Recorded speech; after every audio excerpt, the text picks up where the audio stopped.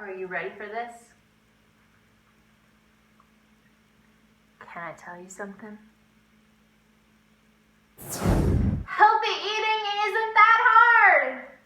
Okay, maybe that wasn't much of a secret to you guys, but one of the questions I get a lot when I talk about how did I maintain that 35-pound weight loss for so long is, what do you eat? So let's look in the fridge and I'm going to show you the things I keep on hand to make it super simple.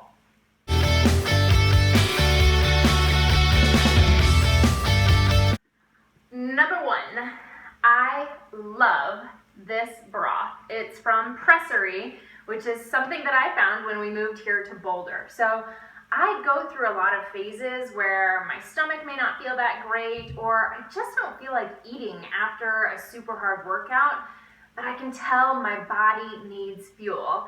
So they do veggie broth, they do chicken, they do beef, and there are amazing things in broth. And this is all natural, none of that weird jazz in it. And so I know that I'm getting the protein and the vitamins and the minerals, and it's actually helping to heal my digestion even. So definitely check this out. You can absolutely make bone broth on your own. Not so much. Next, another local brand, Hope Hummus. This one is their guacamole hummus. Here's what's incredible to me about Hope Hummus. It's expensive, yes, but that's because it is such a quality product. While most hummuses are actually heated, and hence you've heard a lot of salmonella or E. coli issues, this goes through the same process as suja, that green juice that you may have seen around. So it's actually this cold process, and that's part of how they're able to keep the avocado green. Now they also make a chocolate dessert hummus, which will kind of blow your mind and in a healthy way satisfy that chocolate craving. One thing you might have noticed was all the Tupperware, and that's because as soon as we get veggies home, I do things like zoodles, or I slice them up, and it just ensures that we actually use them, whether it's in a salad or a smoothie or whatever we're making for dinner. Though I don't do dairy or eggs, I am not vegan. I may order that way a lot just because it's easier. I like to keep easy protein sources on hand. So these are actually from Trader Joe's, and they're already cooked sausages. So since I can't do eggs and dairy, breakfast becomes a little weird, right? I can either do a smoothie, which she loves, or I can actually cut up a sausage and steam some veggies and have a breakfast bowl. I also do that for lunch on the regular. Continuing the hydration train, this is Eternal Spring Water, and it's pretty cool because it's alkaline.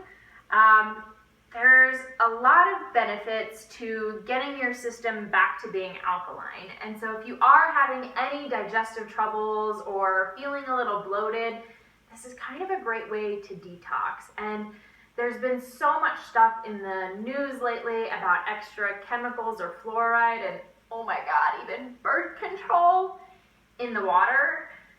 But yeah, I'm okay with doing some bottled water, and hopefully in my Healthy Home series, you'll be hearing more about other options for water at home.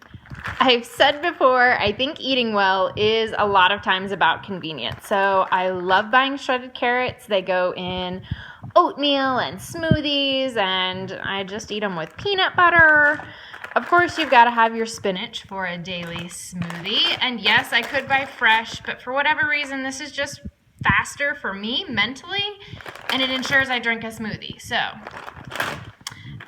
and then shredded broccoli. I have found this to be fabulous. I'll kind of steam it with some sausage over lunch, or again, put it in my smoothie. Those green bags that used to be all the rage, they actually work, as well as Ziploc has come out with, produce bags basically, and it has little holes in it.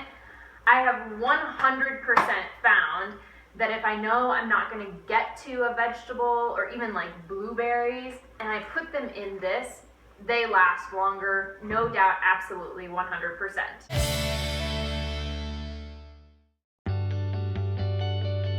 What else do I drink? Well, mostly I drink water, but occasionally I do really love me some Kombucha. Now this is their sparkling probiotic drink, which is good, but their new tonics kind of have me over the moon. They have apple cider vinegar and, again, another amazing digestive food. So I do love them. I don't do the kombucha as much as many of you. It gives me like a wicked little buzz since I don't drink. I really just want the kind of benefits for my stomach and a little bit of something to mix up my variety. Also in the fridge, my Oodies. I know it seems weird to a lot of people to keep your bread in the fridge, but for me it just lasts a lot longer that way. I don't eat like crazy amounts of bread, even though I do eat plenty of carbs. So I can have it and I know it can last me longer. Plus, when I find it on sale, I can toss it in the freezer and then put it in the fridge and it lasts me even longer. Madison put in a special request that I also tell you a little bit about my secret stash. In the freezer, I keep dark chocolate. So at least 85%. I do a number of different brands, honestly. And the reason I go to that level is because there is no dairy. So most of these you do need to check, but like green and blacks are actually vegan. So I can have my chocolate and be happy. But I keep it in the freezer because that way I will literally break off one piece and eat it and, you know, not break off 22 pieces and eat the whole ball. Additionally, I will buy some vegan cookies from Whole Foods, and I also keep those in the freezer.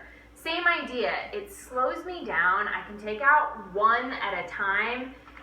Otherwise, let's be honest, they're in the cabinet and I have this idea in my mind that they're gonna go bad, and so I need to eat them, and these cookies are huge. I think they're like 400 calories.